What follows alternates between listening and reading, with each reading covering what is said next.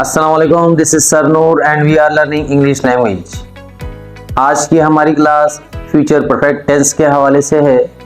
Future perfect tense होता क्या है और इसके सेंटेंसेस किस तरीके से बनते हैं और इसकी पहचान क्या है, आज की क्लास में ये समझेंगे।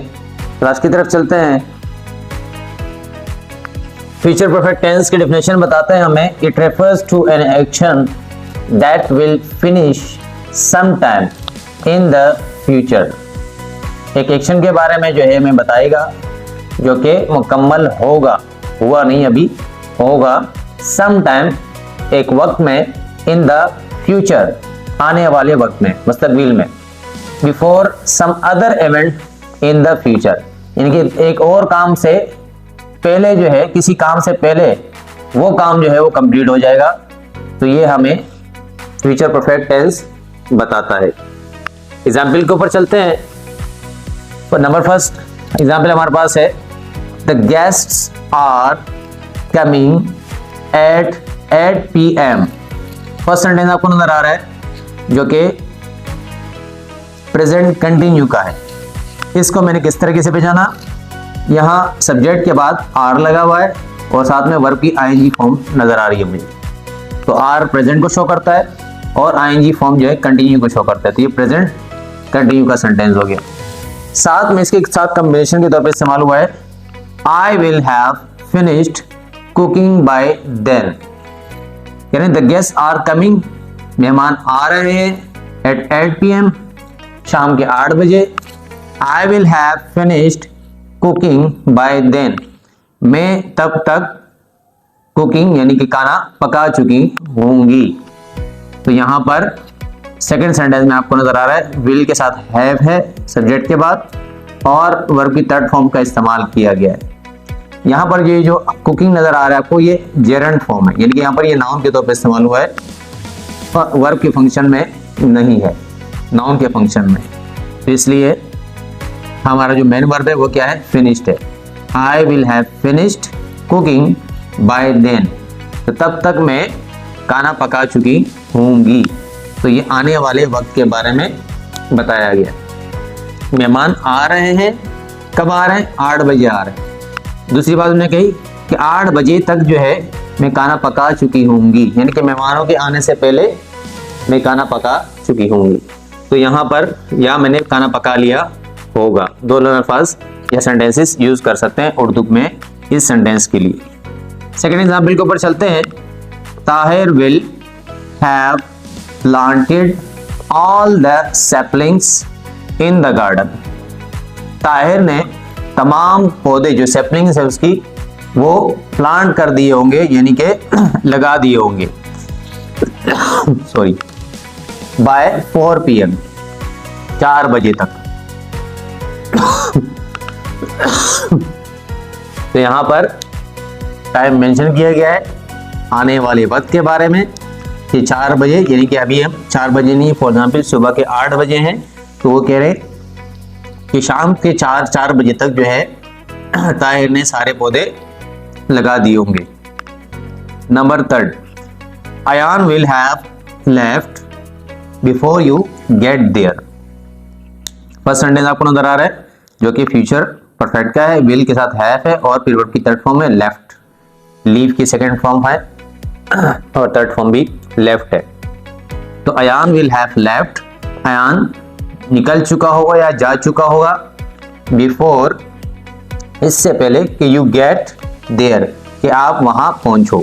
ठीक, तो तुम्हारे पहुंचने से पहले, तुम्हारे वहां जाने से पहले अयान जा चुका होगा। तो यहाँ पर जो मैंने अभी सेकंड सेंटेंस आपके सामने बयान किया है, ये आपको क्या बता रहा है, ये फ्यूचर परफेक्ट के बारे में बता रहा है कि काम कंप्लीट भी होगा और आने वाले वक्त में होगा। नंबर 4 एग्जाम्पल देख लेते हैं। Imran will have completed his PhD by June. Imran ने अपनी जो PhD डिग्री है वो मुकम्मल कर ली होगी जून तक। तो यहाँ भी टाइम मेंशन कर दिया गया है, आने वाले वक्त के बारे में बात कर रहे हैं। जैसे अभी दिसंबर का महीना है तो आने वाले जून तक जो है यहाँ पर वो कह रहे हैं कि हमने PhD जो कि डिग्री है, यानी कि वो भी तालीम हासिल कर ही रहा है, तो तब तक इसके जो है जून तक जो है इसका ये पीएचडी की जो डिग्री है वो कंप्लीट हो जाएगी, यानी कि वो पीएचडी होल्डर बन जाएगा। उर्दू में पहचान देखते हैं कि जुमले में आया, उर्दू के जुमले सेंटेंसेस में जो है हम कैसे पहचानेंगे कि ये फ्यूचर परफेक्ट का जुमला है। आइए देखते हैं। जुमले के आखिर में चुका होगा, चुकी होगी या फिर चुके होंगे आता है, या फिर इसके अलावा भी जो है सेंटेंस को हम जब पढ़ेंगे तो हमें अंदाज़ा होगा कि आने वाले वक्त में एक काम का जब मुकम्मल होना पाया जाएगा किसी सेंटेंस के अंदर तो वो फ्यूचर परफेक्ट का सेंटेंस होगा। फॉर एग्जाम्पल यहाँ लिखा हुआ है चुका होगा, वो काम कर चुका होगा, वो काम कर चुकी होगी, वो काम कर चुके होंगे, उसने काम कर लिया होगा, उसने काम कर लिया होगा, वो काम कर चुकी होगी, वो काम कर चुके होंगे। तो ये इस तरीके से भी आ सकता है, उसने काम कर लिया होगा।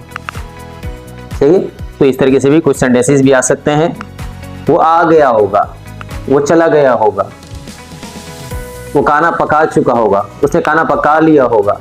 तो जितने सेंटेंसेस मैं आपके सामने बयान कर रहा हूँ ये सारे सेंटेंसेस में दो बातें कॉमन है। एक आने वाले वक्त के बारे में बात हो रही है और दूसरी बात आने वाले वक्त में एक काम का मुकम्मल होना पाया जाएगा। इसके बाद फॉर्मेशन की तरफ चलते हैं कि आया फ्यूचर परफेक्ट टेंस का जो सेंटेंस है यानी कि जुमला है वो किस तरीके से बनता है। आइए चलते हैं। फॉर्मेशन में सबसे पहले हमारे पास अफर्मेटिव स्ट्रक्चर होता है जिसमें सब्जेक्ट सबसे पहले लगाया जाता है एज यू नो दैट। उसके बाद हमारे पास शैल और विल में से चॉइस होती है कि हम शैल लगा लें या फिर विल लगा लें। ये आपको हम फ्यूचर इंडेफिनिट टेंस के अंदर बता चुके हैं कि आई और वी अगर सब्जेक्ट हो तो उसके साथ हम शैल लगाते हैं, बाकी के साथ विल लगाते हैं। और आजकल वैसे विल तमाम सब्जेक्ट के साथ लगाया जा रहा है, शैल का इस्तेमाल तकरीबन ख़त्म हो चुका है। तो ये भी आप कर सकते हैं, अगर आप बाकी सब्जेक्ट के साथ भी विल लगा लेते हैं तो इट डजंट मैटर, आपका सेंटेंस रॉन्ग नहीं होगा, राइट होगा। इसके बाद हैव का इस्तेमाल होगा और हैव के साथ वर्ब की थर्ड फॉर्म का इस्तेमाल होगा। यहाँ फार्मूले के हिसाब से कि जो शैल या फिर विल है ये फ्यूचर को शो करता है और फिर हैव के साथ वर्ब की थर्ड फॉर्म जो है वो परफेक्ट को शो करता है। और इसके बाद ऑब्जेक्ट आ जाएगा। For example I shall have done my project by Monday, मैं मंडे तक जो है अपना प्रोजेक्ट मुकम्मल कर चुका हूँगा या मैंने अपना प्रोजेक्ट मुकम्मल कर लिया होगा पीर तक यानी कि मंडे तक। तो यहाँ पर शैल का इस्तेमाल आई सब्जेक्ट की वजह से हुआ, फिर हैव के साथ डू की थर्ड फॉर्म आ गई डन जो कि परफेक्ट को शो करती है। इसके बाद ये माई ऑब्जेक्ट जो है इसका माई प्रोजेक्ट जो है इसका ऑब्जेक्ट है। इसके बाद नेगेटिव सेंटेंस किस तरीके से बनता है कि आया फ्यूचर परफेक्ट सेंटेंस का जो है नेगेटिव किस तरीके से बनेगा, यानी कि इनकारिया जुमला किस तरीके से बनता है। इसमें सब्जेक्ट के बाद शैल और विल का इस्तेमाल होगा और शैल और विल के इस्तेमाल में से कोई एक यूज होगा। इसके बाद जो है फौरन से आपने नोट लगा देना है, यानी कि हैव से पहले नोट लगा देना है। तो ये आपका बाकी फार्मूला वही है जो अफर्मेटिव का था, सिर्फ नोट का इस्तेमाल किया गया है, यानी कि नोट का इजाफा किया गया है जो आपके सेंटेंस को नेगेटिव बनाता है। I shall not have done my project by Monday, तो पीर तक मैं अपना प्रोजेक्ट मुकम्मल नहीं कर चुका हूँगा या मैंने नहीं किया होगा। इंटेरोगेटिव स्ट्रक्चर किस तरीके से होता है, यानी कि सवाली जुमला किस तरीके से बनता है। यही शैल और विल जो हम सब्जेक्ट के बाद इस्तेमाल करते थे, ये सब्जेक्ट से हम पहले इस्तेमाल करेंगे। इसके बाद फिर सब्जेक्ट हमारा लगेगा और फिर वर्ब इसके साथ हैव का इस्तेमाल होगा, वर्ब की थर्ड फॉर्म का इस्तेमाल होगा, फिर ऑब्जेक्ट का इस्तेमाल होगा और लास्ट में क्योंकि इंटरोगेटिव सेंटेंस है, सवालिया जुमला है, तो सवालिया निशान भी डालेंगे यानी कि क्वेश्चन मार्क भी डालेंगे। इसके बाद इसके एग्जाम्पल के तौर पे देख लेते हैं। शैल शुरू में आ गया जैसे कि मैंने फार्मूले में कहा था, फिर सब्जेक्ट बाद में आ गया।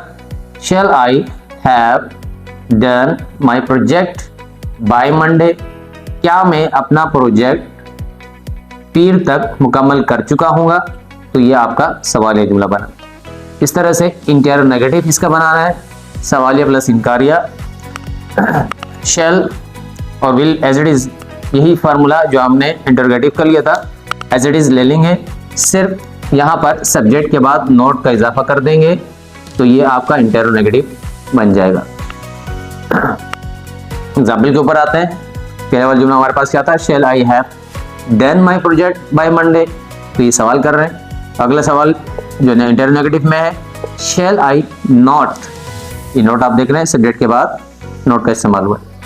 Shall I not have done my project by Monday, क्या पीर तक मैं अपना प्रोजेक्ट मुकम्मल नहीं कर चुका हूँगा। तो इस तरीके से भी सवाल हम बना सकते हैं इंटेरोनेगेटिव स्ट्रक्चर के जरिए। उम्मीद है आज की क्लास आपको समझ में आई होगी। कंप्लीट फ्यूचर परफेक्ट समझ में आ चुका होगा कि होता क्या है, सेंटेंस की पहचान क्या है उर्दू में भी और इंग्लिश में भी, फिर इसके फार्मूला जुमला बनता किस तरीके से है। आज की क्लास में हमने ये सीखा। इस हवाले से, इस टेंस के हवाले से फिर भी कोई अगर आपका कोई क्वेश्चन है, कोई सवाल है तो कमेंट्स में आप पूछ सकते हैं, आपको इसका जवाब जल्द से जल्द दिया जाएगा। सर नूर को इजाज़त दीजिए, शाद रहें, आबाद रहें। अस्सलामु अलैकुम। Elastic goes, they expand and shrink. Memories blur faster than you